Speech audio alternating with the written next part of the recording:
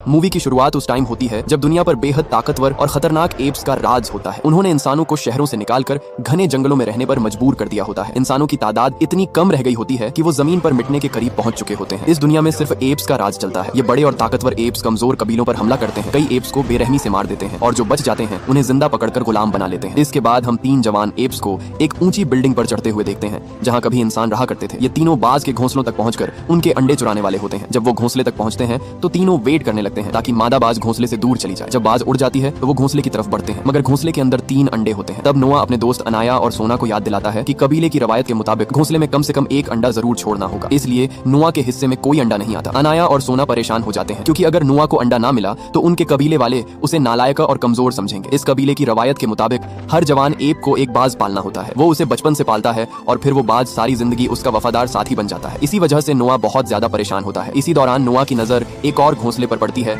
जो बहुत ज्यादा बुलंदी पर होता है, लेकिन नोआ बुलंदी से बिल्कुल नहीं डरता क्योंकि उसे हर हाल में अंडा लाना होता है। वो जैसे तैसे करके उस घोंसले के करीब पहुंच जाता है, लेकिन जब वो अंडा उठाने लगता है अचानक बाज वापस आकर उस पर हमला कर देती है। अंडे के चक्कर में नोआ का पांव फिसल जाता है और वो तेजी से नीचे गिरने लगता है, लेकिन लास्ट सेकंड में वो एक शाख पकड़कर अपनी जान बचा लेता है। मौत के इतने करीब पहुंचने के बावजूद वो अंडा चुराकर बहुत ज्यादा खुश होता है। जब वो वापस अपने घोड़ों के पास आते हैं तो नोआ को पता चलता है कि उसके घोड़े पर रखी चादर गायब है। तभी वो पेड़ों के दरमियान एक अजीब चीज को भागते हुए देख लेते हैं। वो फौरन उसका पीछा करते हैं, लेकिन वो चीज एक सुरंग में घुसकर गायब हो जाती है और चादर वहीं छोड़ देती है। वो तीनों बहुत ज्यादा डर जाते हैं क्योंकि उन्होंने सुरंग के बारे में खौफनाक कहानियां सुनी होती हैं। जब वो चादर को देखते हैं तो उस पर ताजा खून लगा होता है। हैरत की बात यह थी कि यह खून किसी इंसान का होता है। ये देखकर तीनों घबरा जाते हैं और उस चादर को उठाकर वापस कबीले चले जाते हैं। गांव पहुंचते ही छोटे एप्स उनके गिर्द जमा हो जाते हैं और अंडे देखने की जिद करने लगते हैं। उसके बाद नोआ अपनी माँ से मिलता है जो उसकी कामयाबी पर बहुत ज्यादा खुश होती है क्योंकि उसे लगता है कि इस कबीले का अगला सरदार नोआ बनेगा। फिर नोआ अपने बाप के पास जाता है जो बाजों की देखभाल कर रहा होता है। जब उसे पता चलता है कि नोआ सबसे ऊंचे घोंसले तक गया था तो वो भी काफी खुश होता है, लेकिन जब नोआ उसे चादर दिखाता है तो कोरो फौरन पहचान लेता है कि यह इंसान का खून है। वो नोआ को एक जरूरी बात बताता है कि इंसान अभी पूरी तरह से खत्म नहीं हुए और वो अब भी इस दुनिया में जानवरों की तरह जिंदगी गुजार रहे हैं। कोरो जानता था कि इंसान एप्स का सबसे बड़ा दुश्मन है। अगर उन्होंने अब कुछ न किया तो इंसान उनके लिए बहुत बड़ा खतरा बन सकते हैं। फिर कोरो अपने खतरनाक जंगजुओं को भेजता है ताकि वो उस इंसान को पकड़कर खत्म कर सके। रात के वक्त नोआ कुछ काम कर रहा होता है, तब उसे किसी की आवाज सुनाई देती है। जब वो झोंपड़ी में जाकर देखता है तो उसे एक लड़की नजर आती है। जैसे ही लड़की उसे देखती है वो फौरन भाग जाती है। नोआ भी उसके पीछे भागता है, लेकिन वो लड़की घने जंगल में गायब हो जाती है। लेकिन इसी हलचल में उस लड़की ने नोआ का अंडा तोड़ दिया होता है। यह देखकर वो बहुत ज्यादा घबरा जाता है क्योंकि रस्म शुरू होने में सिर्फ चंद घंटे बाकी होते हैं। उसके दोस्त उसे समझाते हैं कि हम सब मिलकर अगले साल का वेट करेंगे, लेकिन नोआ अगले साल का वेट नहीं कर सकता था। इसलिए वो नया अंडा ढूंढने के लिए जंगल में चला जाता है, मगर इस बार उसका सामना एक खौफनाक मंजर से होता है। उसे अजीब सी आवाजें सुनाई दे रही होती हैं। जब वो पास जाकर देखता है तो हर तरफ लाशें बिखरी होती हैं। अचानक उसे अपने कबीले का सिपाही बुरी हालत में मिलता है। वो मुश्किल से सांस लेते हुए नोआ को फौरन भागने का कहता है और चंद लम्हों बाद दम तोड़ देता है। कुछ देर बाद नोआ को कई एप्स की आवाजें सुनाई देती हैं। वो पेड़ों के पीछे छुप जाता है और उसे एक बागी ग्रुप नजर आता है जो नोआ की तरफ आ रहा होता है। इस ग्रुप का लीडर सिल्वा होता है। सिल्वा के साथी बताते हैं कि एक सिपाही ने उनके 2 लोग मार दिए थे और वो एक लड़की को ढूंढ रहे थे। सिल्वा को लगता है कि वो लड़की नोआ के कबीले में छुपी हुई है और वो भी उसे पकड़ना चाहते थे क्योंकि उस लड़की ने उनका खाना चुराया था। इसी दौरान सिल्वा की नजर नोआ के घोड़े पर पड़ती है। वो अपनी इलेक्ट्रिक स्टिक से उसे डरा देता है। डरा हुआ घोड़ा सीधा कबीले की तरफ भागने लगता है और सिल्वा अपने साथियों के साथ उसका पीछा करने लगता है। नोआ फौरन समझ जाता है कि उसका कबीला खतरे में है। वो पूरी ताकत से उनके पीछे दौड़ता है, लेकिन नोआ की स्पीड बहुत ज्यादा स्लो होती है। वो पूरे रास्ते भागता रहता है और जब थका हारा अपने कबीले तक पहुंचता है तो उसके होश उड़ जाते हैं। पूरा गांव आग में घिरा होता है। दुश्मन एप्स ने हमला करके कई लोगों को कैद कर लिया होता है, जबकि कई एप्स कत्ल हो चुके होते हैं। नोआ अपनी माँ और दोस्तों को बचाने की कोशिश करता है और उनके हाथ खोल देता है। फिर वो अपने बाप कोरो के पास जाता है और उसके बाजों को खोलने लगता है ताकि वो बाजों को दुश्मनों के खिलाफ इस्तेमाल कर सके। लेकिन इसी दौरान सिल्वा उनके सामने आ जाता है। वो कोरो को अपने सामने झुकने का कहता है, लेकिन कोरो उस पर अटैक कर देता है। दोनों के दरमियान एक जबरदस्त और दिल दहला देने वाली लड़ाई शुरू होती है, लेकिन सिल्वा बहुत ज्यादा ताकतवर होता है और वो कोरो को इलेक्ट्रिक शॉक देता है। नोआ अपने बाप को बचाने की कोशिश करता है, इसलिए सिल्वा नोआ पर जबरदस्त अटैक करता है और उसे नीचे गिराकर मारने की कोशिश करता है। तब उसका बाप उसे बचाने आ जाता है, लेकिन सिल्वा इस बार इतना खतरनाक अटैक करता है कि उसके बाप की हड्डियां तक तोड़ देता है और फिर नोआ को उठाकर बाहर फेंक देता है। लेकिन नोआ एक तार को पकड़कर बच जाता है। तब सिल्वा उसे इलेक्ट्रिक शॉक देता है और वो टकराता हुआ सीधा नीचे जा गिरता है। अगली सुबह जब नोआ की आंख खुलती है तो वो बुरी तरह से जख्मी होता है, लेकिन जब वो अपना कबीला देखता है तो उसकी दुनिया बदल चुकी होती है। पूरा कबीला तबाह हो चुका होता है। हर तरफ खामोशी और बर्बादी के निशान नजर आते हैं और उसके कबीले के लोग गायब होते हैं। फिर नोआ को अपने बाप कोरो की लाश नजर आती है। वो उसके पास बैठकर रोने लगता है। अपने बाप को दफनाने के बाद नोआ उनकी कब्र के सामने खड़ा होकर वादा करता है कि वो उनके कातिल से जरूर बदला लेगा और अपने कबीले को दोबारा वापस लेकर आएगा। उस वक्त कोरो का बाज सूर्या भी वहीं होता है और अपने मालिक को अलविदा कहकर चला जाता है। उसके बाद नोआ को एक इलेक्ट्रिक स्टिक मिलती है। वो स्टिक उठा लेता है और अपने घोड़े पर सवार होकर सिल्वा और उसके बागी ग्रुप की तलाश में निकल पड़ता है। वो जंगल वाली सुरंग तक पहुंचता है और उनके कदमों के निशान देखकर समझ जाता है कि वो लोग सुरंग की दूसरी तरफ गए। इस सुरंग की दूसरी तरफ जाना मना होता है, मगर नोआ अपने कबीले की वजह से उन निशानात का पीछा करता हुआ सुरंग की दूसरी तरफ पहुंच जाता है, जहाँ एक बिल्कुल वीरान शहर होता है। जर्नी के दौरान उसे अपनी माँ का दुपट्टा मिलता है। नोआ समझ जाता है कि वो सही रास्ते पर है। नोआ दुपट्टा अपने पास रख लेता है, मगर अचानक मौसम खराब हो जाता है, इसलिए वो जंगल में रुकने का फैसला करता है। अगली सुबह जब नोआ की आंख खुलती है तो उसे फिर सूर्या नजर आता है, जो उसका पीछा कर रहा होता है। नोआ उसे अपने साथ चलने को कहता है, लेकिन सूर्या को नोआ पर ज्यादा ट्रस्ट नहीं होता और वो उड़कर दूर चला जाता है। नोआ अकेला अपनी जर्नी जारी रखता है और कई घंटों के सफर के बाद उसे दूर कहीं धुआं उठता हुआ दिखाई देता है। वो उस धुएं की तरफ बिल्कुल खामोशी से आगे बढ़ता है, लेकिन वो एक ट्रैप होता है। आखिरी लम्हे नोआ दरख्त की शाखों में फंस जाता है और आग में गिरने से बाल बाल बचता है। वो बड़ी मुश्किल से खुद को शाखों से निकालता है। तभी उसके सामने एक एप आता है जिसका नाम राका होता है। राका उसे सिल्वा का आदमी समझ रहा होता है क्योंकि उसके पास इलेक्ट्रिक स्टिक होती है, लेकिन नोआ उसे बताता है कि सिल्वा ने उसके कबीले के लोगों को अगवा कर लिया है, इसलिए वो अपने लोगों की तलाश में निकला है और उनसे अपने बाप का बदला लेना चाहता है। ये सुनकर राका उस पर भरोसा कर लेता है। वो नोआ को अपने ठिकाने का राउंड लगवाता है और राका उसे बताता है कि वो यहाँ अपने कबीले के साथ रहता था, लेकिन एक दिन सिल्वा ने आकर उन पर अटैक कर दिया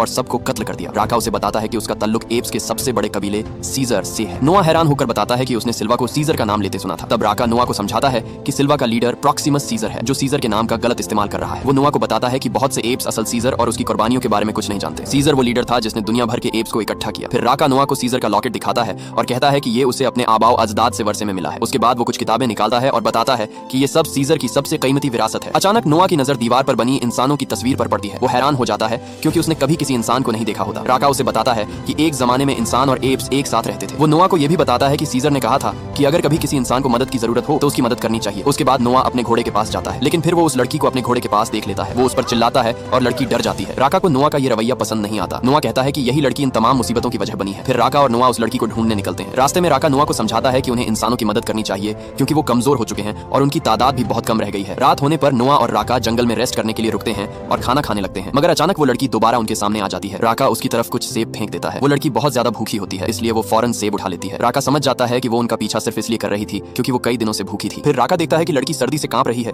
इसलिए वो नोआ की माँ का दुपट्टा उसकी तरफ फेंक देता है ताकि वो अपने आप को गर्म रख सके। फिर वो दोनों इस लड़की का नाम अनाया रख देते हैं क्योंकि उन्हें इस लड़की का असल नाम मालूम नहीं होता। रात को जब राका सो जाता है तो नोआ घूमते हुए एक बहुत बड़े टेलीस्कोप के पास जाता है और इस टेलीस्कोप के अंदर देखने लगता है। वो हैरान रह जाता है क्योंकि उसे पहली बार स्पेस नजर आता है। कुछ देर बाद अनाया भी वहां आ जाती है। इस बार नोआ उसे कुछ नहीं कहता। अनाया भी टेलीस्कोप में देखती है और वो भी नोआ की तरह हैरान रह जाती है। अगली सुबह नोआ राका को बताता है कि ये लड़की बहुत समझदार है और बिल्कुल हमारी तरह सब कुछ समझ सकती है, लेकिन राका उसकी बात पर यकीन नहीं करता। तब दोनों फैसला करते हैं कि वो अनाया को इस खतरनाक जंगल में अकेला नहीं छोड़ सकते, इसलिए वो उसे अपने साथ ले जाते हैं। रास्ते में उन्हें अजीब आवाजें सुनाई देती हैं। जब वो पास जाकर देखते हैं तो उन्हें कुछ इंसान नजर आते हैं जो बहुत ही जंगली तरीके से पानी पी रहे होते हैं। अनाया उन्हें उदासी से देख रही होती है, लेकिन नोआ फिर अकेला ही अपनी जर्नी पर निकलने लगता है। तब राका उसके पास आता है और उसे अलविदा करता है। वो उसे सीजर का लॉकेट दे देता है ताकि वो उसे याद रखे। ये मोमेंट दोनों के लिए बहुत ज्यादा इमोशनल होता है। राका फैसला करता है कि वो इंसानों के साथ रहकर उनकी मदद करेगा। नोआ अभी थोड़ा ही दूर गया होता है कि नदी के पास सिल्वा और उसके साथी आ जाते हैं और इंसानों पर फुल फ्लेज्ड अटैक कर देते हैं और उनका जानवरों की तरह शिकार करने लगते हैं। इसी हलचल में अनाया राका से बिछड़ जाती है और अपनी जान बचाने के लिए भागने लगती है। सिल्वा यहाँ पर सिर्फ अनाया को ढूंढने आया होता है। जैसे ही उन्हें अनाया नजर आती है वो सब उसका पीछा करने लगते हैं। अनाया खेतों में छुप जाती है और सिल्वा के आदमी उसे ढूंढने लगते हैं। दूर खड़ा नोआ ये सब देख रहा होता है और तेजी से अनाया की तरफ आता है। वो अनाया को जोर जोर से बुलाने लगता है। तब अनाया भी उसे जोर से पुकारती है, मगर इसी लम्हे सिल्वा भी फुल स्पीड से अनाया की तरफ आने लगता है। इससे पहले कि सिल्वा अनाया तक पहुंच पाता, नोआ उसे जल्दी से अपने घोड़े पर बिठा लेता है और सिल्वा को घोड़े से गिरा देता है। तब राका भी वहां आ जाता है और दोनों एप्स से लड़ते हुए वहां से भाग जाते हैं। जब वो सेफ जगह पर पहुंचते हैं तो नोआ राका को बताता है कि ये लड़की बोल सकती है और उसने मदद के लिए उसका नाम पुकारा था। राका पहले यकीन नहीं करता, लेकिन फिर वो हैरान रह जाता है जब लड़की खुद बोलती है और बताती है कि उसका असल नाम मे है। मे बताती है कि उसकी माँ ने मरने से पहले उसे नसीहत की थी कि वो कभी किसी अजनबी से बात ना करे ताकि अपनी जान बचा सके, लेकिन अब उसे यकीन हो गया था कि नोआ और राका उसे नुकसान नहीं पहुंचाएंगे। फिर मे उन्हें बताती है कि वो जानती है कि सिल्वा और उसका कबीला कहाँ रहता है क्योंकि नोआ का कबीला भी वहीं कैद होता है। ये सुनकर राका कहता है कि अब तीनों को मिलकर नोआ के कबीले को बचाना होगा। अगले दिन वो अपनी जर्नी दोबारा कंटिन्यू करते हैं और एक पुराने पुल के पास पहुंचते हैं। वो सब पैदल चलकर उसे पार करने लगते हैं, मगर यहाँ सिल्वा ने जाल बिछाया होता है। सिल्वा और उसके साथी उन्हें घेर लेते हैं और उन पर हमला कर देते हैं। एक एप मे पर अटैक करता है और उसे पानी में फेंक देता है। राका उसे बचाने के लिए पानी में छलांग लगा देता है और मे को किसी तरह बचा लेता है, मगर वो खुद पानी से बाहर नहीं आ पाता। तभी सिल्वा नोआ को पकड़ लेता है और वो उस रस्सी को काट देता है जिससे राका लटका हुआ होता है और वो तेज बहते पानी में बह जाता है। आखिर में सिल्वा और उसके साथी नोआ और मे को कैद करके अपनी दुनिया में ले जाते हैं। यहाँ पर एप्स बड़े बड़े शिप्स में रहते हैं। जब एप्स नोआ और मे को शिप में ले जाते हैं तो सिल्वा मे को पकड़कर अलग कमरे में ले जाता है। वो ये देखकर हैरान रह जाती है कि पूरा कमरा किताबों से भरा हुआ है। तभी उसके सामने ट्रेवथन नाम का एक बूढ़ा आदमी आता है। वो अपना इंट्रोडक्शन करवाता है और बताता है कि वो एप्स के किंग प्रॉक्सिमस सीजर को पढ़ना लिखना सिखाता है और उसे रोमन हिस्ट्री बताता है ताकि वो समझ सके कि पूरी दुनिया पर कैसे रूल करना है। मे को ये बात पसंद नहीं आती और वो नाराज हो जाती है कि ट्रेवथन एप्स की मदद कर रहा है। दूसरी तरफ नोआ शिप से बाहर जाता है तो देखकर हैरान रह जाता है कि बहुत से एप्स समुद्र के पानी से बचने के लिए अपने कबीले के गिर्द एक बहुत बड़ा डैम बना रहे हैं ताकि पानी अंदर न ना आए और उनका कबीला डूबने से महफूज रहे। तभी सोना नोआ को पहचान कर उसके पास आती है और उसे माँ के पास ले जाती है। वो दोनों एक दूसरे को गले लगा लेते हैं और एक दूसरे को देखकर बहुत खुश होते हैं। इसी दौरान जोर जोर से ड्रम बजने लगता है। कुछ देर बाद प्रॉक्सिमस की एंट्री होती है। प्रॉक्सिमस बहुत ज्यादा फुर्तीला और चालाक होता है। प्रॉक्सिमस सब एप्स के सामने खड़ा होकर इमोशनल स्पीच करता है और सबको जोश दिलाता है। इसके बाद वो बंकर की तरफ इशारा करता है और हुक्म देता है कि इस बहुत बड़े और मजबूत खजाने के दरवाजे को हर हाल में खोला जाए। इसके बाद वो जंजीरें डालकर इस दरवाजे को खोलने की कोशिश करते हैं और सिल्वा किसी एक्सप्लोसिव पाउडर से दरवाजे को आग लगा देता है। तब सभी एप्स पूरी ताकत से इस दरवाजे को खोलने की कोशिश करते हैं, लेकिन वो दरवाजा बहुत ज्यादा मजबूत होता है। मैं ये सब देखकर परेशान हो जाती है। उसे पता चल जाता है कि ट्रेवथन ने ही प्रॉक्सिमस को इस बंकर के बारे में बताया था। वो उसे समझाती है कि इस बंकर के अंदर बहुत खतरनाक और बहुत सी एडवांस टेक्नोलॉजी मौजूद है। अगर ये सब एप्स के हाथ लग जाए तो वो जमीन पर बाकी बचे इंसानों को भी खत्म कर देंगे। लेकिन ट्रेवथन कहता है कि इंसान दोबारा प्रोग्रेस नहीं कर सकते क्योंकि वो अब सोच समझ नहीं सकते। दूसरी तरफ सिल्वा नोआ के पास जाता है और वो उसे प्रॉक्सिमस के पास ले जाता है। वहां मे और ट्रेवथन बैठे होते हैं। प्रॉक्सिमस नोआ से कहता है कि मैंने तुम्हें इसलिए चुना है क्योंकि तुम अपने बाप की मौत के बाद भी हिम्मत से खड़े रहे और एक इंसान के साथ वक्त गुजारा है, जिससे पता चलता है कि तुम एक इंटेलिजेंट एप हो। फिर प्रॉक्सिमस बताता है कि उसका सपना है कि एप्स भी इंसानों की तरह आगे बढ़े, इसीलिए वो इस बंकर को खोलना चाहता है ताकि अंदर मौजूद टेक्नोलॉजी और वेपन्स को हासिल कर सके। लेकिन मे उसकी बात काट कर कहती है कि ऐसा कभी नहीं हो सकता। तब प्रॉक्सिमस उसे वो नक्शा दिखाता है जो मे के साथियों के पास उन्हें मिला था। वो बताता है कि मे और उसके साथी पहले भी यहाँ बंकर खोलने आए थे। उसने उन्हें पकड़ने की कोशिश की थी ताकि वो बंकर खोल दें, लेकिन उन्होंने मुकाबला किया और सब मारे गए। मे गुस्से में कहती है कि बंकर के अंदर जो कुछ भी है वो इंसानों का है और प्रॉक्सिमस को उस पर कोई अधिकार नहीं। लेकिन प्रॉक्सिमस जवाब देता है कि ये बंकर उसकी सल्तनत की हदूद में आता है, इसलिए अब ये उसकी मिल्कियत है। फिर प्रॉक्सिमस नोआ से पूछता है कि क्या मे ने उसे बंकर खोलने का तरीका बताया है। नोआ हैरान हो जाता है क्योंकि मे ने उससे कभी इस बारे में कोई बात नहीं की होती। इसके बाद प्रॉक्सिमस नोआ को साइड पर ले जाता है और नोआ से कहता है कि उसे कभी इंसानों पर भरोसा नहीं करना चाहिए। वो बताता है कि वो इंसानों को सिर्फ इसलिए जिंदा रख रहा है ताकि वो उसे टेक्नोलॉजी इस्तेमाल करना सिखा सके। फिर वो कहता है कि अगर नोआ उसकी मदद करे तो वो पूरी दुनिया पर रूल करेगा और सब इंसानों को खत्म कर देगा। नोआ खामोश रहता है और कोई जवाब नहीं देता। जब नोआ बाहर जाता है तो वो बहुत मायूस हो जाता है क्योंकि उसे अपने कबीले को बचाने का कोई रास्ता नजर नहीं आ रहा होता। अचानक सूर्या उसके पास आकर उसके हाथ पर बैठ जाता है, बिल्कुल उसी तरह जैसे वो कोरो के साथ करता था। इसी लम्हे नोआ के अंदर उम्मीद दोबारा जिंदा हो जाती है और उसे महसूस होता है कि अब वो अपने कबीले का लीडर बन चुका है। वो फैसला कर लेता है कि अब जितनी भी मुश्किलें आ जाएं वो अपने कबीले को यहाँ से निकाल कर रहेगा। इसके बाद नोआ मे के पास जाता है। मे उससे माफी मांगती है और बताती है कि वो उन लोगों में से एक थी जो बंकर खोलने आए थे और अब उनमें से सिर्फ वो ही जिंदा बची है, इसीलिए वो डर रही थी और नोआ को सच नहीं बता सकी। नोआ उसे पूछता है कि वो बंकर से क्या ढूंढने आई है। मे बताती है कि उसे बंकर से ऐसी चीज चाहिए जिससे इंसान फिर से बोल सके और उनकी खोई हुई ताकत उन्हें वापस मिल जाए, क्योंकि एक वायरस की वजह से बहुत से लोग अब बोल नहीं सकते थे। नोआ कहता है कि वो उसकी मदद करेगा, लेकिन एक शर्त पर। वो चाहता है कि मे डैम को तबाह कर दे ताकि प्रॉक्सिमस की एम्पायर खत्म हो जाए। मे उसकी बात मान लेती है और दोनों मिलकर एक प्लान बनाते हैं। नोआ अपने दोस्त अनाया और सोना के पास जाता है और उनसे मदद मांगता है। वो दोनों उसकी मदद करने के लिए मान जाते हैं। रात होने पर जब सभी एप्स सो जाते हैं तो नोआ, मे और उसके दोस्त चुपके से डैम की तरफ जाते हैं। मे वहां एक्सप्लोसिव्स लगाना शुरू कर देती है। तभी ट्रेवथन वहां आ जाता है और कहता है कि अगर वो डैम उड़ा भी दें तो प्रॉक्सिमस दोबारा एक और डैम बना लेगा। मे उसे अपने साथ मिलाने की कोशिश करती है लेकिन वो इनकार कर देता है और प्रॉक्सिमस को सब कुछ बताने के लिए वहां से जाने लगता है। मजबूरन मे उस पर अटैक कर देती है और उसका गला दबाकर उसे मार देती है। इसके बाद वो नोआ और उसके दोस्तों को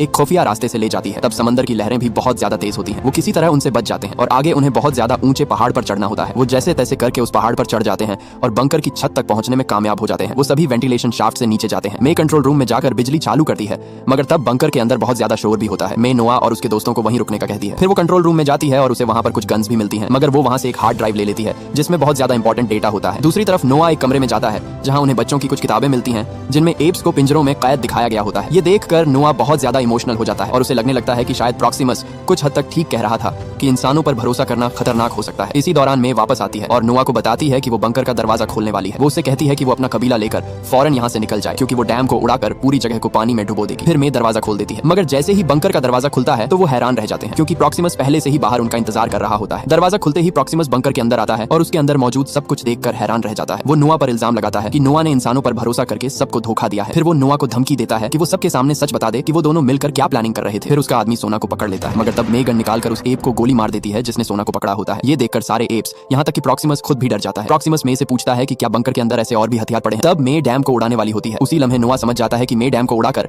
बंकर और उसमें मौजूद सारी चीजों को खत्म करना चाहती है ताकि प्रॉक्सिमस कभी उन्हें इंसानों के खिलाफ इस्तेमाल न कर सके। नोआ उसे रोकने की कोशिश करता है क्योंकि उसका पूरा कबीला वहां होता है और वो सब मर सकते थे, लेकिन मे उससे माफी मांगती है और भागकर बम को एक्टिव कर देती है। अचानक बहुत बड़ा धमाका होता है और डैम टूट जाता है। समंदर का पानी तेजी से बंकर और पूरे एरिया में घुसना शुरू कर देता है। नोआ जोर जोर से चिल्लाता है और सब एप्स को बंकर के अंदर जाने का कहता है। कई एप्स टाइम पर अंदर नहीं जा पाते और पानी में डूबकर मर जाते हैं। नोआ सबको बंकर की छत पर जाने का कहता है, इसलिए वो सब तेजी से ऊपर चढ़ने लगते हैं। नोआ के कबीले के कई लोग पानी में डूबकर मर चुके होते हैं। पानी तेजी से बंकर के अंदर भरने लगता है क्योंकि डैम पूरी तरह से तबाह हो चुका होता है। बंकर के अंदर जब नोआ सबको बचाने में लगा होता है, इसी दौरान सिल्वा उस पर हमला कर देता है और दोनों पानी में गिर जाते हैं। नोआ किसी तरह उससे बच निकलता है और दोनों के दरमियान एक चेस शुरू हो जाती है। सिल्वा काफी देर तक नोआ का पीछा करता रहता है। आखिरकार नोआ सिल्वा को जानबूझकर पाइप्स के करीब ले आता है। वहां सिल्वा अपने बड़े जिस्म की वजह से पाइप्स के दरमियान फंस फंस जाता है और हिल भी नहीं पाता। पानी की सतह भी तेजी से बढ़ रही होती है। इस तरह सिल्वा पानी में डूबकर मर जाता है। उसके बाद नोआ थका हारा बंकर की छत तक पहुंच जाता है। वहां पर अभी भी कुछ एप्स जिंदा होते हैं, लेकिन अचानक प्रॉक्सिमस उसके सामने आ जाता है और फौरन नोआ पर हमला कर देता है। वो उसे बुरी तरह मारता है और कहता है कि इंसान दोबारा जमीन पर कब्जा कर लेंगे और एप्स फिर से उनके गुलाम बन जाएंगे। प्रॉक्सिमस गुस्से में कहता है कि वो कभी ऐसा नहीं होने देगा। वो अपनी दुनिया दोबारा बनाएगा और उसका बादशाह बनेगा। फिर वो नोआ को हुक्म देता है कि मरने से पहले वो अपने बादशाह के सामने घुटने टेक दे। वहां मौजूद एप्स नोआ की मदद नहीं कर पाते, क्योंकि वो जानते होते हैं कि प्रॉक्सिमस उन सबसे ज्यादा ताकतवर है। नोआ अब बहुत ज्यादा कमजोर हो चुका होता है, मगर अचानक उसकी नजर आसमान में उड़ते हुए सूर्या पर पड़ती है। नोआ खड़ा होता है और एक खास अंदाज में आवाज निकालना शुरू करता है। प्रॉक्सिमस को लगता है कि नोआ डर के मारे एक्टिंग कर रहा है, मगर नोआ वो खास आवाज निकालता रहता है। और उससे भी ज्यादा हैरानी की बात यह होती है जब कबीले के दूसरे एप्स भी नोआ के साथ वही आवाज निकालने लगते हैं। उन सबको ऐसा करता देखकर प्रॉक्सिमस की हवा निकल जाती है। कुछ ही लम्हों बाद सूर्या प्रॉक्सिमस पर हमला कर देता है। तभी दूसरे एप्स के बाज भी प्रॉक्सिमस पर फुल फ्लेज अटैक कर देते हैं। वो उसे नोचते और धक्के देते हुए पहाड़ की चोटी से नीचे गिरा देते हैं और यूं जवान प्रॉक्सिमस की मौत हो जाती है। इस तरह नोआ अपने कबीले को बचा लेता है। वो अपने कबीले को लेकर वापस अपने गांव लौट आता है और दोबारा अपने कबीले को आबाद करना शुरू कर देता है। वो और उसके दोस्त फिर से बाजों के अंडे चुरा कर ले आते हैं। कुछ दिनों बाद मे नोआ से मिलने आती है। मे बताती है कि वो उसे अलविदा कहने आई है। नोआ उससे नाराज होता है क्योंकि डैम टूटने की वजह से उसके कबीले के कई एप्स मर गए थे। मे कहती है कि बंकर में मौजूद सब कुछ इंसानों का था और वो नहीं चाहती थी कि ये सब प्रॉक्सिमस के हाथ लग जाए। जवाब में नोआ मे को सीजर का लॉकेट देता है ताकि वो कभी ये बात ना भूले कि इंसान और एप्स एक दिन फिर से अमन के साथ इकट्ठे रहेंगे। उस वक्त मे के पास गन भी होती है क्योंकि उसे डर होता है कि शायद नोआ उस पर हमला न कर दे। लेकिन जब नोआ उसे लॉकेट देता है तो वो इमोशनल हो जाती है। वो नोआ का लॉकेट ले लेती है और वहां से हमेशा के लिए चली जाती है। उसके बाद मे रेगिस्तान में बनी एक सीक्रेट जगह पर पहुंचती है। वहां से उसकी एक साथी बाहर आती है जिसने प्रोटेक्टिव सूट पहना होता है। मे उसे वो हार्ड ड्राइव देती है जो वो बंकर से लाई थी। वो लड़की सीधा बिल्डिंग के अंदर जाती है और पता चलता है कि ये जगह दरअसल बच जाने वाले समझदार इंसानों का एक खुफिया शेल्टर है। मे की साथी हार्ड ड्राइव टीम को दे देती है। वो आदमी हार्ड ड्राइव को कम्युनिकेशन डिवाइस से कनेक्ट करता है। कुछ ही देर बाद डिवाइस काम करना शुरू कर देती है और वो लोग जमीन के किसी दूसरे हिस्से में मौजूद समझदार इंसानों से कांटेक्ट करने लगते हैं। मे ये सब देखकर प्राउड फील करती है क्योंकि उसका मिशन सक्सेसफुल हो गया था। अब बचे हुए इंसान एक दूसरे से दोबारा बातचीत कर सकते थे और शायद मिलकर धरती को फिर से अपना घर बना सकें। इसी के साथ मूवी खत्म हो जाती है। अगर आपको ये वीडियो पसंद आई हो तो वीडियो को लाइक और चैनल को सब्सक्राइब जरूर कीजिएगा और एक प्यारा सा कमेंट जरूर ड्रॉप करना।